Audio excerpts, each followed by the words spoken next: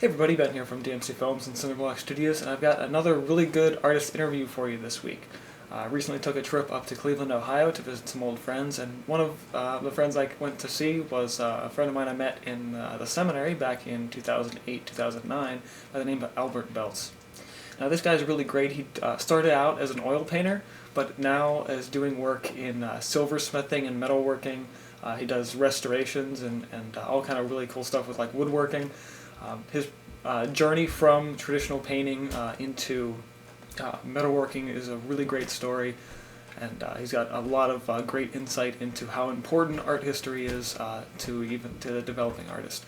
So be sure to keep watching, enjoy the interview, and I'll be back with more stuff next week. Well, my name is Albert Beltz. I'm a classically trained artist, graduate from the Institute of Art here in Cleveland, Ohio. I work in a variety of mediums. I actually started off as a painter when I entered into college, and along the way picked up silversmithing as an extra trade, and have really since then been involved in all kinds of sculpture work. I do a lot of woodwork and carpentry, continue to do metal work, painting here and there. So my work tends to be pretty varied, whatever I need to learn to do a particular project. Excellent. I think a good sort of opening, if that wasn't an opening question enough, where did you first encounter art? When did, maybe you saw it as a little kid, what impacted your life and made you say, I want to do that? Okay, so my love of art probably has to go back to my dad. My dad was a pretty fairly good artist when he was a young man, and he really wanted to major in it in college until he realized he couldn't make money as an artist without moving to a big city on one of the two coasts. And so he never pursued it and went into the sciences instead. But when I was a kid, as a sort of way to keep his firstborn quiet during things like church and family events and stuff like this, he used to entertain me by sitting down and oftentimes on a napkin or something like that would do little pencil sketches for me and sort of teach me how to draw anything and everything. So my earliest memories are of my dad sharing some of the little tricks and examples of his own talent.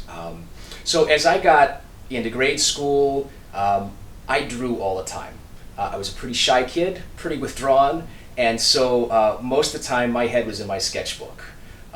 And as the years went on, and even well into high school and into college, I was the guy who always doodled in the margins of his exams and papers before they got handed in. Anything I did involved some kind of artistic perspective of the world. My dad was really my first inspiration to kind of get me started on that track. That's really incredible. I think that's a common thing among artists that I find is that you have a parent or a relative that kind of gets you into it. Yeah, absolutely. I mean, I think if you didn't have that sort of nurtured understanding with some common soul, in the family, you do really tend to have to work a little bit harder to pick up these sort of things.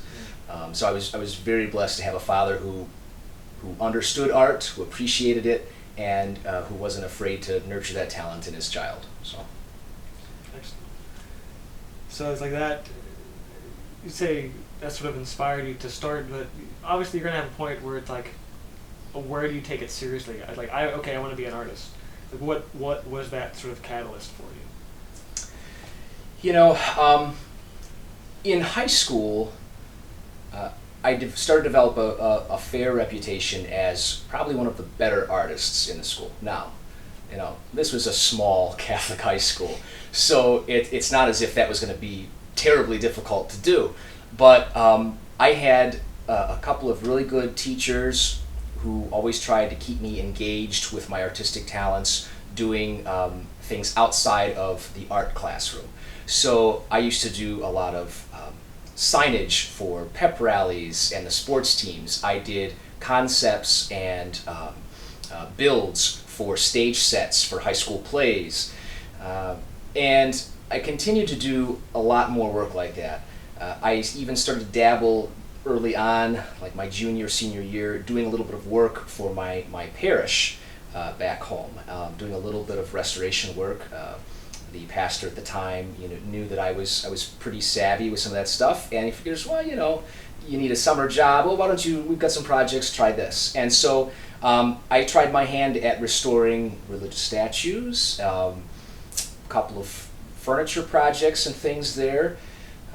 Nothing too glorious, but it started an interest in me just delving into a little bit more art history formally. And so through high school, really planted the seed in me that this is something that I could really enjoy doing professionally. I certainly had the right talent.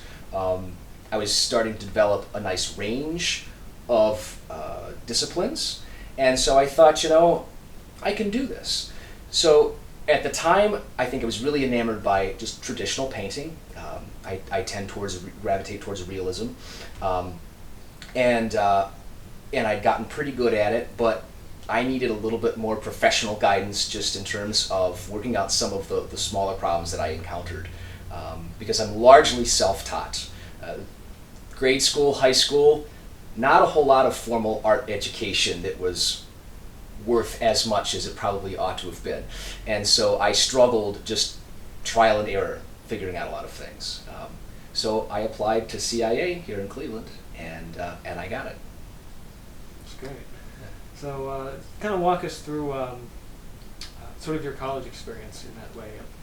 Because there's a lot of mixed feelings even these days about art school and how much of that was really important. I mean, because you do that's more of a trade of art rather than a lot of people that go for maybe design or fine art.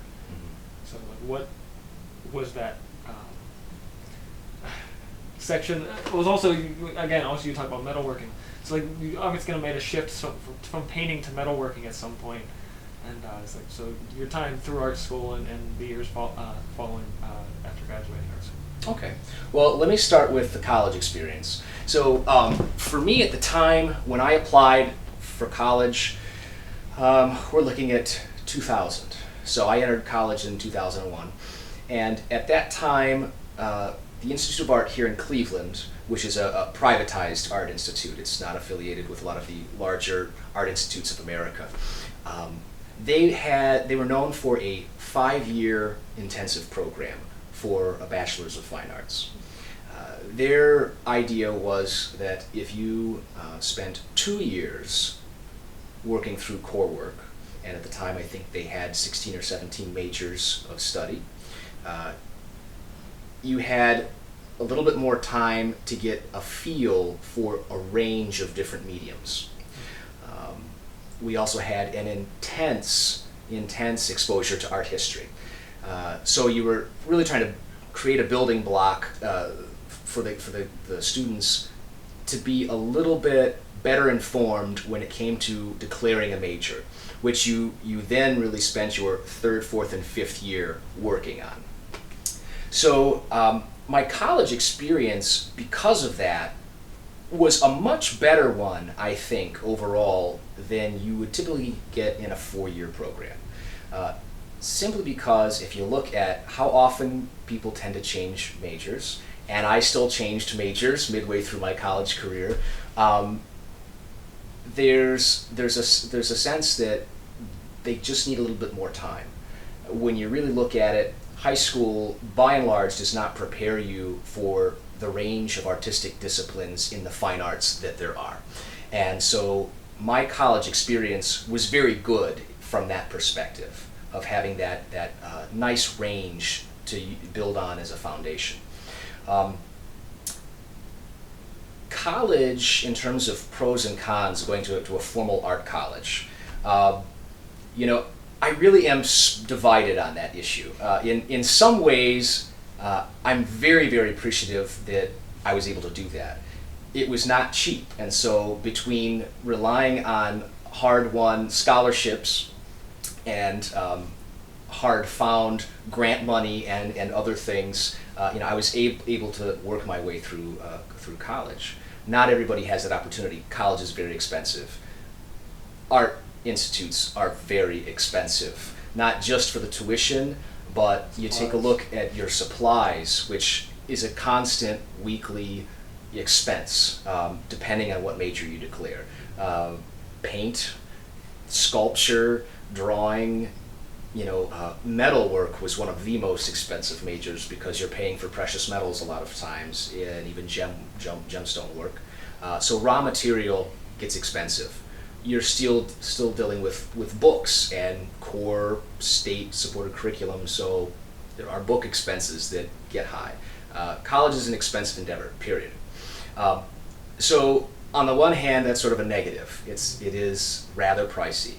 On the other hand, if you're really driven and you've got a good work ethic, you're disciplined, art college can be a very good experience for you, and I think it can make the difference between you treating your abilities as a hobby and treating your abilities as a real professional endeavor. Even if it winds up not being your full-time job, and oftentimes it's not going to be, you are still able to function on a far more professional level and push yourself a lot farther, having the range of experience of encountering different people in college, in that atmosphere, particularly different artists. My college experience had people from all around the world. We had exchange students from France, Germany, Italy. We had exchange programs that we could go and visit a lot of those European countries, learn traditional techniques, surround ourselves by traditional works of art, cities, cultures, and I think that that's an experience that is often easier acquired through a school program a lot of times. Because when we're on our own, the motivation tends not to be there for us to travel the world and meet people who are really different, and sit outside our comfort zone. So from that range, that perspective, I really did love my art college experience. Going to my discipline shift for my major. So, like I said before, I started off as a painter. Oil painter. I love oils. I can do acrylic. I can do watercolor. I don't particularly like the latter two, but I've always enjoyed working with oils. There's a certain fluidity. There's a little bit of room for error because of the slow drying time, which also provides its own challenges, obviously. But I enjoyed the tactility of working in oils, and I primarily worked with landscapes and portraiture. In my second year of college, I took an elective in metalsmithing, which was taught by one of my two future professors, Kathy Biskevich.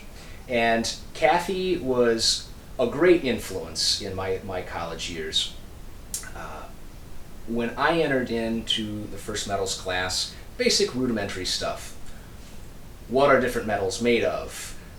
What are their properties? How can you cup them? How do you fuse them together? What tools do you use? What are the possibilities?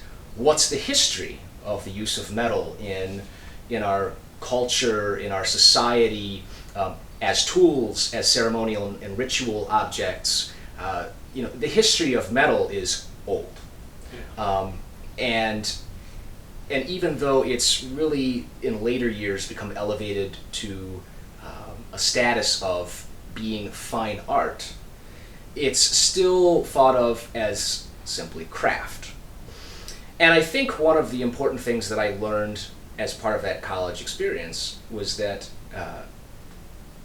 all of fine art is craft. It has its origins in a technical discipline. It really does. And before the more modern eras of the fine artist, somebody who comes off just by the very sound of that moniker as being somewhat more refined, they were laborers, technical, skilled laborers who cut stone, sculpted things, painted things, whatever their medium was. And that's something that I learned going through the history of metalsmithing, jewelry making in that first class that I took. I also enjoyed the requirement for detail in this major area, and I liked sitting there for hours on end, sawing small pieces of metal, forging stuff with the torches, learning how to cast things, because before I had declared painting as my major, I was going back and forth between painting or sculpture, because I did like to sculpt things. And I found that I could blend my love of color and my love of sculpture into metalwork, which includes enameling and all kinds of different ferrous, non-ferrous, precious metals. So it gives you a real neat range, and it comes with a wonderful history across the world in different cultures and times. So I took my first class in my second year, and I was kind of hooked. So I took a couple more and a couple more. I declared painting as my major my third year, and I stayed in it for that whole year. And at the end, I ended up switching, much to my major painting department's chagrin. Because Kathy had finally, convinced me that this was something I was really good at. She noticed that I really enjoyed doing it, and I could make money doing it too if I wanted to commit to it. So I switched, and when I did, I was still pretty formal and uptight in terms of my approach to design and prep.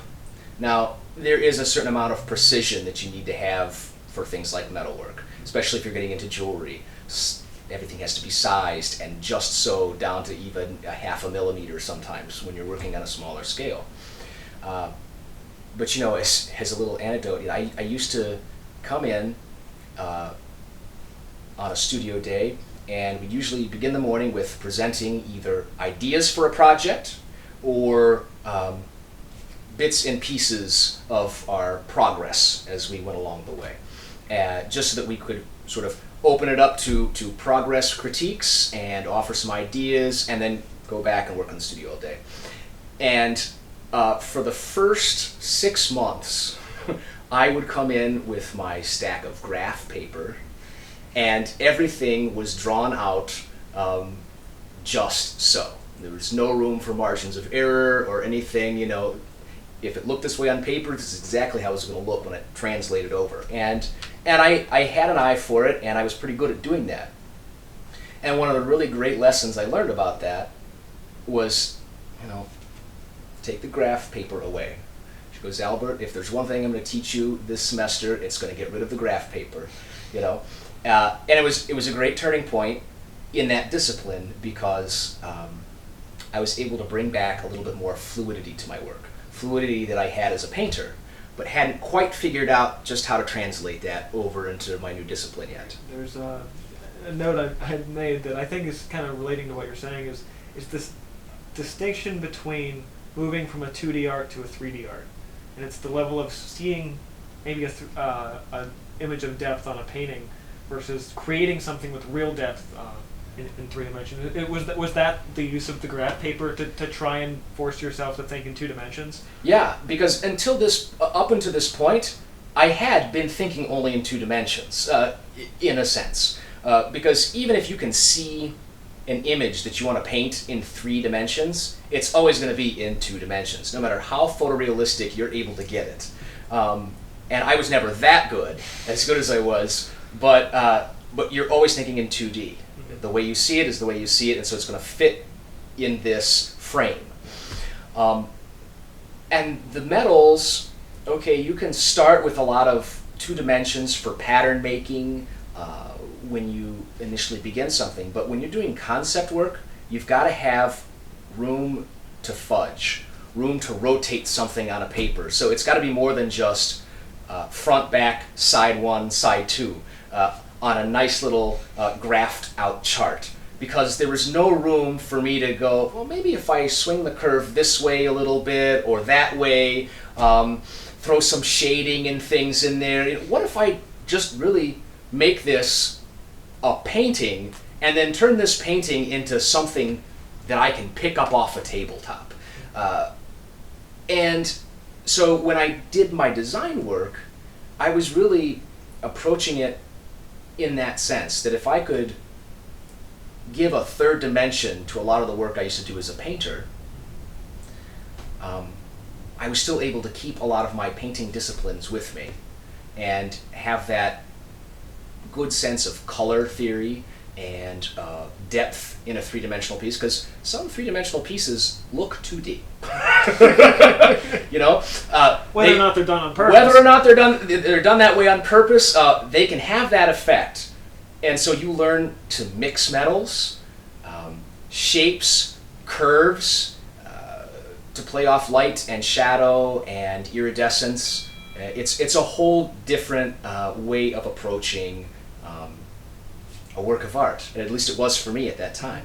And so I stuck with that major and continued to do things like paint and such, but it was a discipline that required a capacity for sculpture. We did a lot of wax and clay sculpting. We made molds. We did a lot of casting work. We did two-dimensional work where we had to saw out patterns, a lot of piercing, which you could then forge into stuff that was in the round.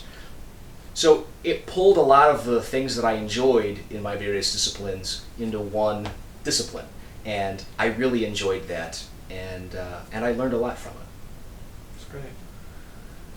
So you obviously graduated, so it's not I did. Thank goodness. What were the years after art school like for you? What did you do then? Okay, so the years after art school were kind of varied. I had, near the end of college, gotten into teaching a couple of summer programs. Since high school, I'd been teaching a small week-long program every summer for Kent State University,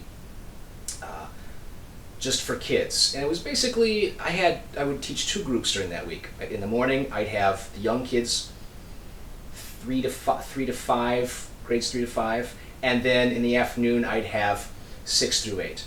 And we would just pick a project that would take us a week. Sometimes it would be painting, sometimes we'd do clay sculptures, different things. And I did that off and on through high school and college. And near the tail end of college, Kent State offered me the opportunity to teach a summer art course, just on drawing. So it was life drawing. So we would just have various models come in for a 3-week period, and we would go through the various methods of learning how to rough out human figures in different poses. We learned a little bit about musculature and that sort of basic stuff, So I dabbled in that while at the same time continuing to do restoration work for a few local churches. I continued to restore statues. I did a few small paintings. And as years went on, I would take on a handful of those projects.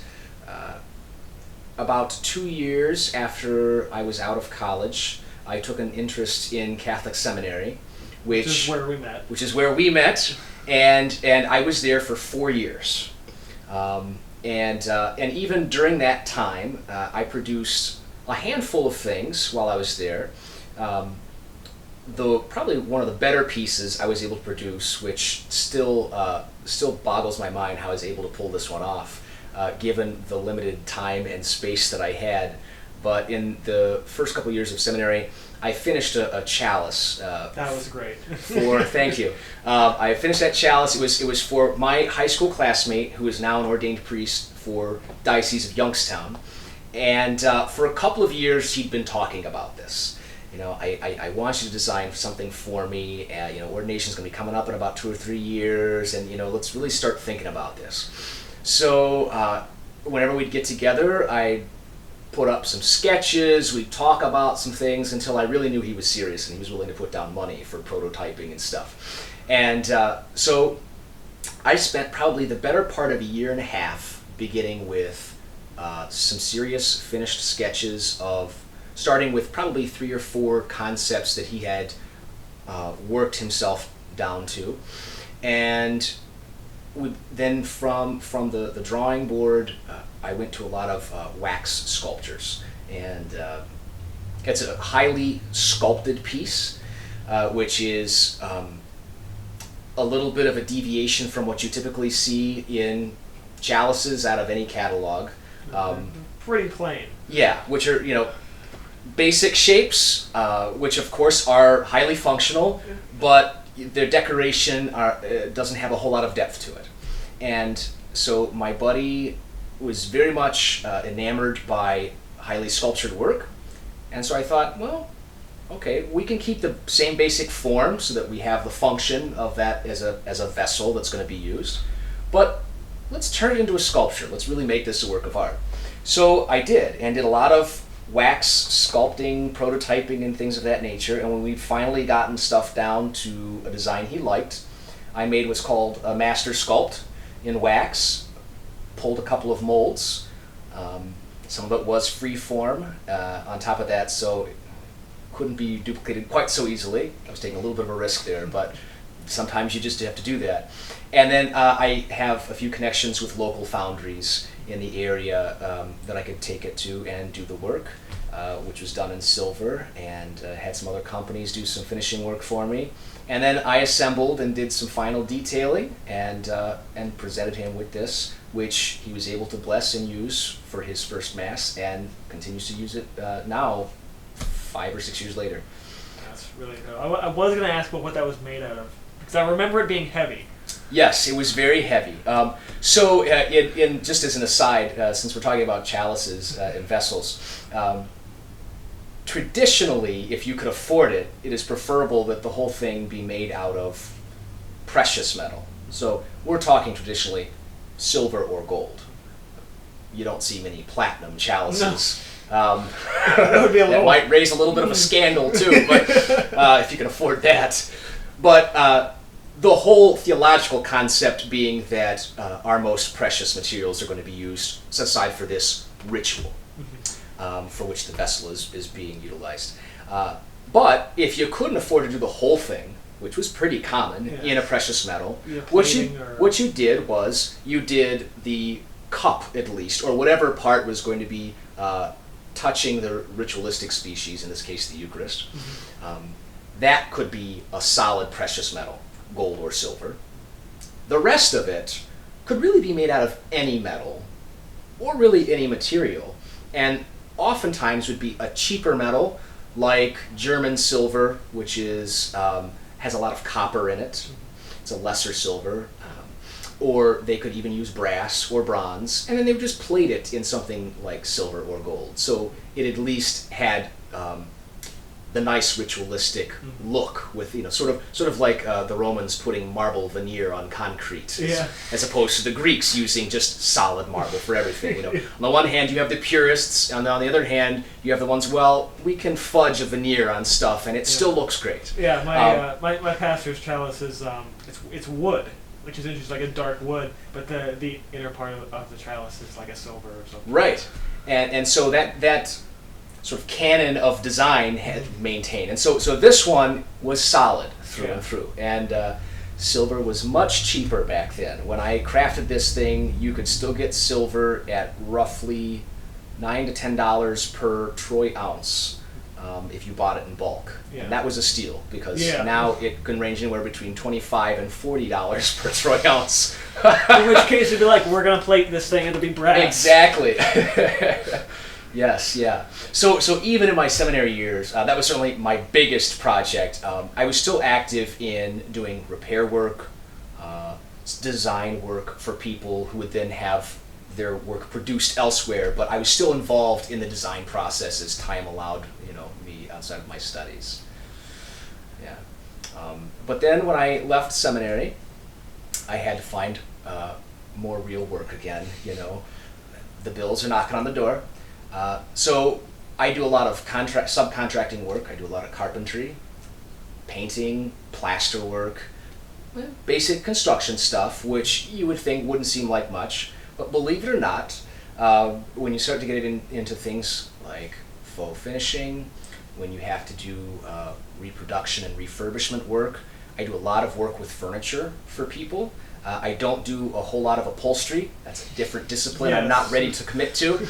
But the woodwork and the framing, and a lot of times just replicating parts and pieces is something that I've employed all of my technical skills that I've developed from sculpture, from metalwork, from painting. Of course, drawing is always coming in handy because you need to rapidly produce some kind of layout for some of these things and jot down ideas. So for the first couple of years since I've been away from seminary, it's been a lot of just work outside of the arts, but I've still maintained a lot of artwork. But more, as I said, restoration, refurbishment stuff. I've done a good number of small and a few larger projects for some of the local churches here in the Diocese of Cleveland. A lot of it is polishing work. Some things I've done a little bit of enamel work. Holy Family Church in Parma is one of my larger projects in recent memory, where I did a little bit of restoration work on some of their bronze wall sculptures, I suppose you could call them. Pieces that probably date back to about the 50s, 1950s. They've never been cleaned. Oh. And there's really no good way you can clean those things, because it used to be that you would just douse any kind of bronze work, thick, heavy, bulky bronze work, in layers of lacquer. So short of stripping the lacquer off and polishing it, there's no way to clean these things. So as time went on, heat and light completely changed the patina, and they just to that marbled. It looks like mud. You know, as a painter, it's that color you get when you scrape your palette off and throw it in a jar. It's that color. So there were a couple of these pieces, and later their tabernacle, which is also made out of bronze, in the same style, that were gradually taken down piece by piece. The one in particular had to be numbered and crated in a particular order, and then piece by piece everything was stripped, sanded down, cleaned up, and then re-lacquered and reinstalled. So I do a lot of that kind of work these days. You know, the economy is such that there aren't a whole lot of people willing to pay much for something that is a commissioned original. But I think a lot of times they're still willing to bend a little bit and pay you for restoring some things that they already have and like, but aren't quite sure how to go about doing it without ruining something. And so so people like me are able to find a little niche in the market that way, and lend some of our skills to preserving a lot of art that is already beautiful and exists. And I like that too from an art historical perspective, because I have a love for antiques, old items, being able to work with them. It teaches you a lot about history, and like a lot of things, as you deconstruct things and learn how to replicate them, you learn how they were made in the first place. And it's a huge learning experience, just for me as a continuing professional, you know, in the field. That's great. You're doing a lot of restoration these days, and I'm sure you still draw on things in your spare time and everything like that. But between the restoration and the painting that you were doing in college, what is your favorite thing to do? It's like, granted, you're going to take work where you can, but what are the things that you would really love to do if you just had the time and financial opportunity to just work on like one thing? Oh, if I had that kind of license from day-to-day living, I probably would spend a great deal more on my metalwork and sculpture. Sculpture was one of my early loves alongside painting, because I enjoy the tactility of molding things and things that you can see from multiple perspectives. And I really enjoy being able to cross over in different materials within that medium. So carpentry has become an outlet for that. You can still kind of sculpt wood, not quite in the same way that you can metal, but it lends itself to that tactility. And I think being able to do more things like jewelry, vessels, even just sculptures. I love to do casting work. If I could spend time with some foundry material and really sculpt things from start to finish rather than taking them to a foundry to have them cast, I would love to do that. It's one of the things I dearly miss about having the college's state-of-the-art facilities at my beck and call. You know, if I wanted to fire the kiln up and slag some metal, I could do it. And it was all there, you know, from start to finish, from sketch to sculpt to the casting and the finishing work. That's a process that I love, and so if given the opportunity, I would love to get into something like that again. You know. So, sort of starting to wrap things up a little, but with that as being sort of your, I would say, eventual goal, and to some degree, what are your plans? Both, I guess that's more of a long-term goal, but sort of more the near future. What are the kind of projects that you'd like to do, and if you have any plans on maybe starting something like a larger personal project that would span, you know, just where it fits in, whether it be free time and here and there and things like that. So what are your any projects you've got coming up or any ideas? Okay.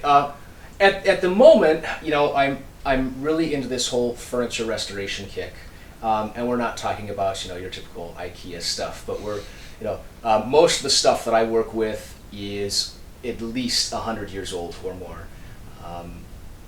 I go through picking up a lot of antique lumber sources, stuff like that.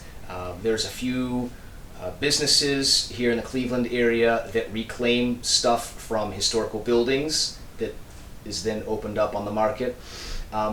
So for right now, I've been doing a lot of restoration work for people with that.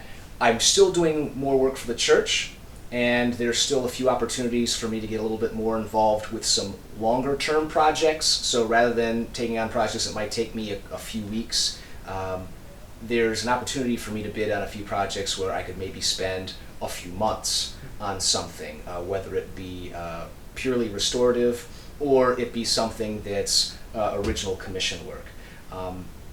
I like working with the church in that capacity from the perspective that I love my faith. It's an outlet, artistic outlet for my faith, I think, where I can blend my love of my faith, my love of my artistic mediums, my love of history together in a very good common goal. It's a nice outlet, creative outlet for me. And so doing work with them has been very good. And I think part of what reinforced that too, and this is going back to my years in seminary, was the job that I used to have with our diocesan archives. And during that time, I spent 4 years cataloging a lot of our precious sacred historical artifacts from this immediate locale. It gave me a really great appreciation for not only how these beautiful things were built, but the incredibly long and beautiful history that accompanied them. The people that revered them, the people that funded them, and the hands that really created them. Many of which have been lost to time, and some of which we still have archived away. And I enjoy being able to do that work still, and so in the very near future, I'm going to keep moving in that vein until I'm able to get, you know, to some of my more long-term goals of doing some more serious sculpture, metal-laden things, you know. But in the meantime, I like being able to work with historical things, just because I like that that weight that those types of objects and mediums bring with them. Yeah, but this one just came to me here, but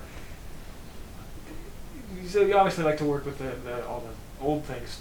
Isn't there some level of does it make you nervous that you're gonna screw up something that was old and because there's this, I don't know if you know the story about the old lady in Europe that restored that beautiful painting of the Ecce Homo? Yes. And turned it into a monkey.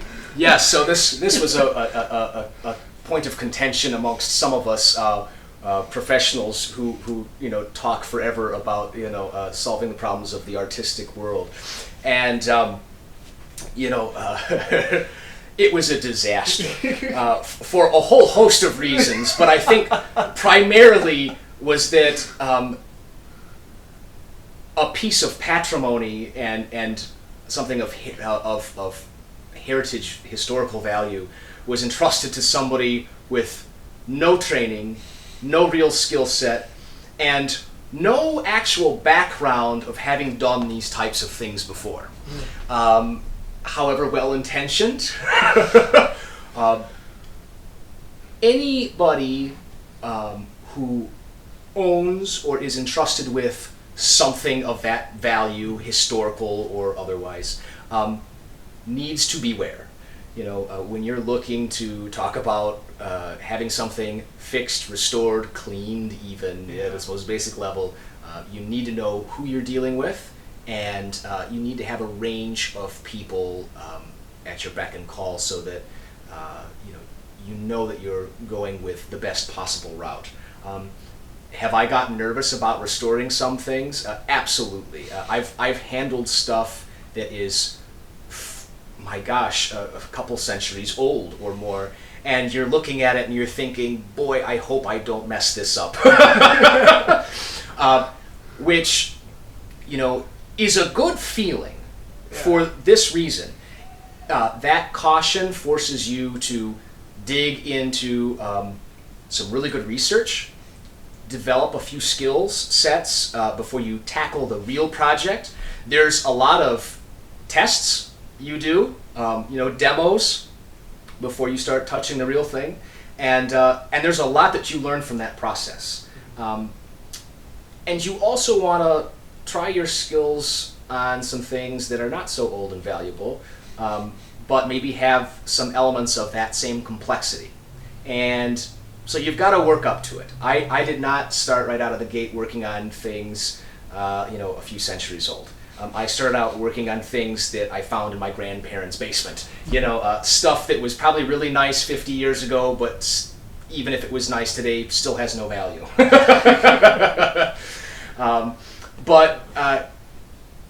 So there's always that tension. You've got to have that risk, and I think if you're always going to be afraid of delving into some of those projects, you're never going to force yourself to learn. You will fail. I've had a few epic fails, which I won't talk about at any length. But I've also learned how to fudge some things. There's a lot of tricks in every trade, and experience really helps you bring those out because, as an artist, you know this, sometimes you don't always have the best equipment, the best tools, and the best materials at your fingertips. And you've still got to get something done. Deadlines are great for pushing this home for you, and you don't have a budget to work with that's big enough. So you learn to make do with what you have, and it forces some real creative thinking and risky decisions. And sometimes those risky decisions will pay off, sometimes they don't so much. But if you don't take that chance, you may never enter into a whole new realm of possibilities. And so that is something that is worth some of the risks I take with some of the work that I do. That's really incredible. My thought in interviewing you and having this online is a lot of my audience is younger. One thing that I really am trying to push more on the channel is the importance of art history, and we've talked about that somewhat today. How important do you think it is, both for growing artists and just even like younger people in general, to know and to understand art history? Art history is immensely important. History in general for human beings is immensely important to know, to understand. You've got to know where you've been in order to understand where you're going to go. This is true in the art world. We don't really create something out of nothing. Sometimes you have this sense that we're just going to make something new. There's no such thing as something truly new and undone. It's surprising to learn how many things have indeed been done before. If you go back far enough into our art history, some of the experiments and the things that the artists have attempted, and the triumphs and failures that have come out of those little experiments. You need to know that. You need to know why art. Much of our modern art culture has become a culture of art for the sake of art, for the sake of itself. I am a big opponent of that. I am a big opponent of some of the feels of some art galleries that really, put the one itty-bitty painting on the 30-foot white wall. It can be a great focal point, but there is also something sterile about that. It lacks a sense of history. One of the cool things, if you go back into art history to see how some of the traditional artists worked, particularly in the French salon, like in Paris, when they displayed in galleries, the paintings were stacked one on the other on what looks like a collage of a wall. There was a mix and mingling of artistic methods, ideas. They exchanged ideas of color, of technique, of scale and layout, of subject matter. Art is a collegial social effort. And beyond being in touch with your contemporaries, you need to be in touch with the artists of history. Dead as they might be, their work has taken on a life of its own. And you have to be familiar with not only their initial intentions, hopes, and dreams for their work, but then you have to be familiar with how their work has been translated and reinterpreted generation after generation, how it has affected or still affects culture and people and how we see the world. It's important to see the world through an artist's eyes, other than your own. Yeah. Because that's really what's going to not only open up your palette a little bit, but it's going to give you a greater opportunity to put yourself out there and experiment with different ways of translating your vision of the world and your vision of human society. It's going to offer you so many different opportunities to experiment in different mediums, different ways of approaching a problem. And so I think having that sense of history is of the utmost importance. Now, I will say this. I hated art history in college. For the same reason most kids of any age hate anything academic. It will put you to sleep to a degree. Art has a long history. Some of it's exciting, a lot of it not so much. You have to force yourself to be engaged in it because there's a lot of dates and paintings and numbers and countries and artist names and periods of art, and the longer history goes on, the more we can just tack on to that. But the moment you can connect something from that history to something you're doing now, to something you're working on right now, is the moment that that boredom barrier is completely removed. And it gives you a sense of kinship with artists who have come before you. And believe it or not, it's as you continue to work and develop your own skill sets, it's going to give you a sense of the people that you're going to hand this to in the future. And I think it really gives you a better appreciation for how you want to shape some of your legacy in terms of your contribution as an artist to community, whether it's a small contribution or a big contribution. What really are you going to be remembered for? What kind of impact are you going to make? And I don't really mean that in the sense of kind of growing a big head in a real egotistical sense is, I'm going to be this great artist. You probably won't be. If you do become one, great. I wish you the best. But I think for a lot of the ones who are in our memory greats now, they certainly never experienced it by and large in their lifetime. And their contributions were forward-thinking. And so seeing how that progressed throughout history and to see what we've received is important for us to always make mental note of when we're working on something, because history is a part of this, and we're adding our little dent to it. And so you need to have the art history. It's going to completely open up a lot of the barriers that you put in place for yourself when you kind of keep yourself in a more cloistered mindset. That's great.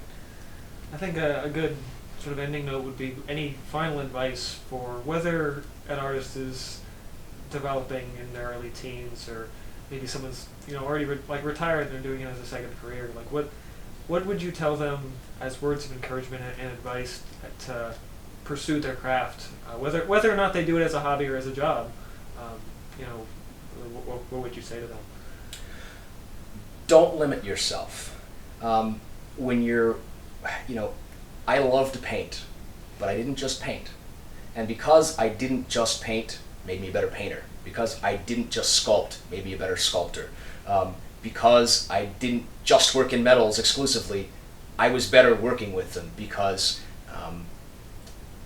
having those different experiences of what different materials can do gives you a realm of possibilities you won't consider if you stay in this traditional, rigid mindset that I'm going to be a draw major or I'm going to be just a paint major. Don't be afraid to experiment. If there's a material out there that you want to play with, play.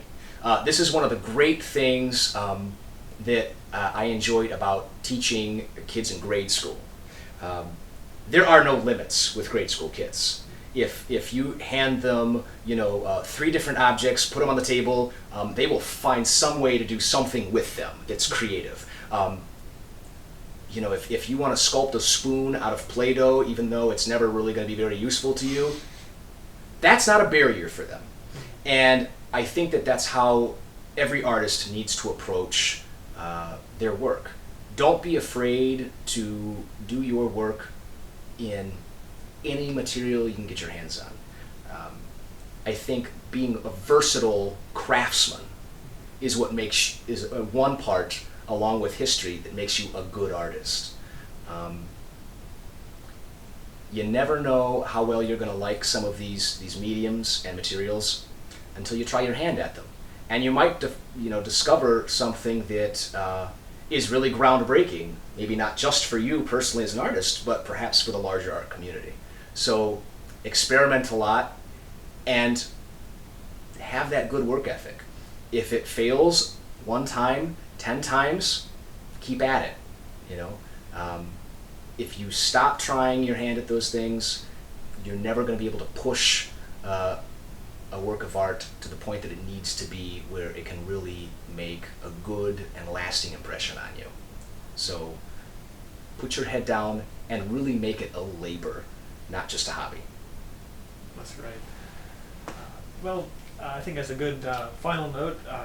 If anyone wants to check out your work, if you have a spot online or a blog or anything you want to promote, feel free to do so now. Okay, at the time being, I don't have any of those things. I am not quite anti-technology, but we're getting there. I do have a DeviantArt, which you can find if you do a search for my name. And I've had that for years, but I'm moving a lot of the work that I've done probably over the last 15 years to a couple of new blogs and probably a Facebook page just for that in the near future. So and, we'll add that into the description box as they become available. Great. Like that. So Albert, thanks again so much for doing this interview. It was really great talking to you. I think we share a lot of the same mentalities on work processes and everything like that. So any of you who have been watching the live shows, you will have recognized that a lot of the things he's already talked about. So be sure to be subscribed to the channel for more artist interviews like this. And this has been from DMC Films and Cinderblock Studios. See you guys next time.